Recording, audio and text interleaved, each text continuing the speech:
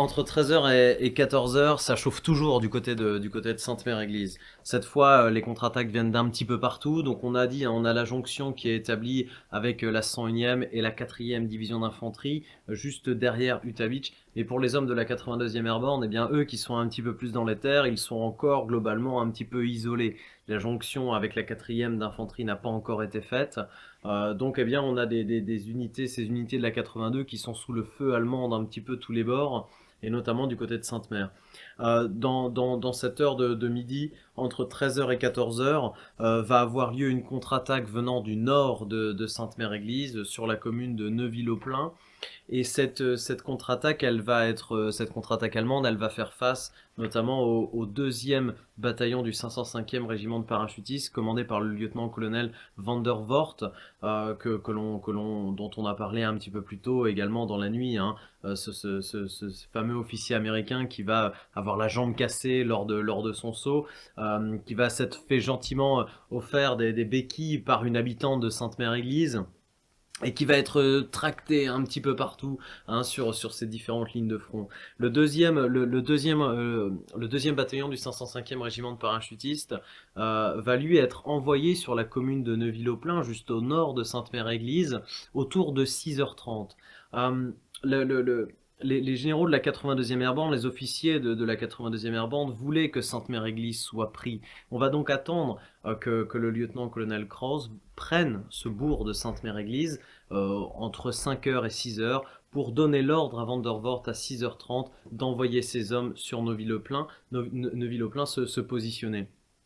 Ils vont faire face à une première contre-attaque allemande et notamment à des blindés allemands entre midi et 13 heures. Et cette contre-attaque va durer dans la journée du 6 juin, dans toute l'après-midi, et également dans la journée du 7.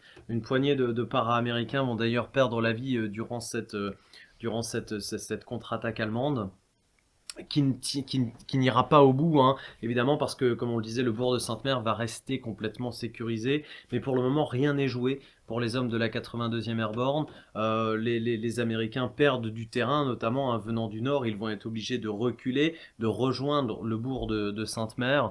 On aura notamment d'ailleurs les deux principales head stations, les deux principaux hôpitaux de Sainte-Mère qui vont être à plein régime. L'hôpital numéro 1 situé directement dans le bourg, l'ancien hospice de Sainte-Mère-Église qui existe toujours directement sur l'ancienne Nationale 13 dans le bourg de Sainte-Mère. On aura un deuxième hôpital de campagne de la 82 qui sera installé à la ferme de la Couture sur la route de la Fière, qui sera également le poste de commandement du général Ridway. Donc on aura voilà différentes positions un petit peu partout. En parlant de généraux, on va avoir également le général Maxwell Taylor, dont on parlait ce matin, qui établira la jonction avec cette 4e division d'infanterie, qui lui va établir son quartier général du côté de Yéville.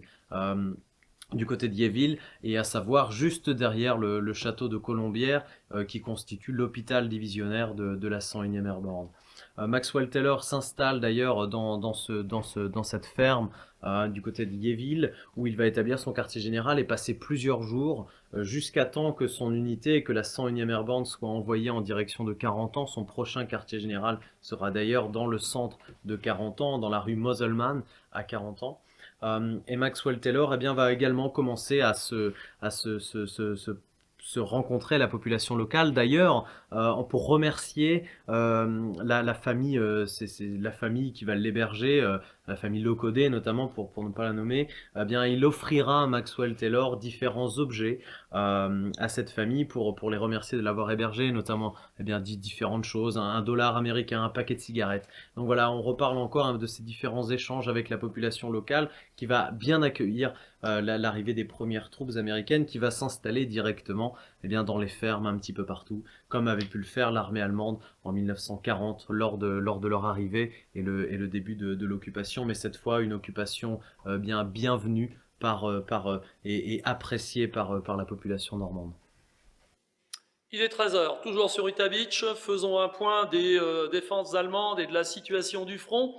Sur le terrain, les opérations sont particulièrement chaotiques, nul ne sait exactement ce qu'il advient de la situation. Plusieurs positions ont été prises avec succès par les troupes américaines, mais en différents endroits, les Allemands opposent une résistance conséquente. tandis que du côté des états-majors, on est encore dans l'incertitude. Alors plusieurs facteurs à prendre en compte. Un des facteurs importants est le fait que les communications sont pour une grande partie paralysées. Bon, paralysées, on l'a vu, par le rôle de la résistance, paralysées également par les opérations de bombardement, et aussi paralysées progressivement par toutes les destructions qui peuvent être opérées par les parachutistes américains. Une partie du commandement allemand, signalons-le aussi, est absent à ce moment-là ou est sur le point de revenir vers la zone de front. Mais le fait que l'organe décisionnel ne soit pas sur place au moment des premiers affrontements joue un rôle décisif et donne une marge de manœuvre conséquente aux troupes américaines qui n'ont pas finalement en face d'elles la réactivité qu'on aurait pu imaginer de la part des Allemands. Alors pourquoi? On l'a dit, Rommel est en Allemagne, il a un rendez-vous tout d'abord pour revoir sa femme, mais aussi auprès d'Hitler. Là, il s'agit d'un rendez-vous qu'il considère comme essentiel. Personne ne croit vraiment à ce moment-là au débarquement, donc tout le monde a pris plus ou moins ses dispositions par rapport à cette situation avec la météo qu'on connaît. Et surtout, le rôle désastreux de ce Kriegspiel, de ce jeu de guerre qui a été programmé pour la journée du 6 juin, a mobilisé une multitude d'officiers supérieurs qui se sont fait un devoir d'être présents dès le petit matin à Rennes pour assister et pour montrer leur capacité durant cet exercice militaire, mais pendant ce temps-là, ils ont donc considérablement dégarni l'organe de fonctionnement des états-majors. Et pourtant, on pourrait revenir sur un point qu'on a évoqué à un moment et considérer que finalement on savait. On savait depuis longtemps, on savait finalement depuis le tout début juin, les premiers messages ayant été décodés par les services de l'Abwehr, à partir du 1er, du 2, du 3 juin, voire même jusqu'au 5 juin, les services d'écoute ont annoncé un petit peu partout dans les états-majors que ça y est, on avait la certitude, l'opération de débarquement allait avoir lieu. Et ces affirmations ont été balayées du revers de la main par ceux qui ont dit « mais on ne va tout de même pas voir les Alliés annoncer le débarquement à la BBC ». Et pourtant, les fameux vers de Verlaine dont nous avons déjà parlé ont été diffusés à destination de la résistance intérieure via les canaux de la BBC. Mais ce ne sont pas les seuls signaux d'alerte, bien entendu. Les Allemands ont également décodé, décrypté une multitude de messages provenant des unités américaines ou anglaises. Et dans cette guerre du renseignement, dans cette guerre de l'information, je me permets de souligner au passage l'intérêt pour vous d'une visite au Normandy Victory Museum, à tout seigneur, tout honneur, pour y voir un objet d'une rare qualité, qui est la machine à crypter Enigma.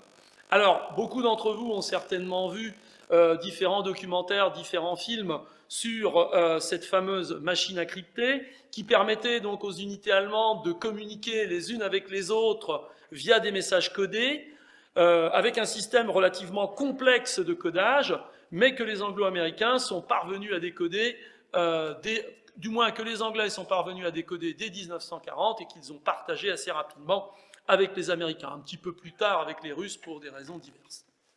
Alors, le Normandy Victory Museum dispose d'une machine à chiffrer de ce type qui a été découverte donc en 2004 aux alentours de Coutances dans le cadre sur un itinéraire d'évacuation du 902e Panzerabteilung, qui était une unité de chasseurs de chars, laquelle était rattachée à la 17e division SS. Cette machine est donc quasiment fonctionnelle et vous pourrez voir donc un exemplaire en vous rendant au musée.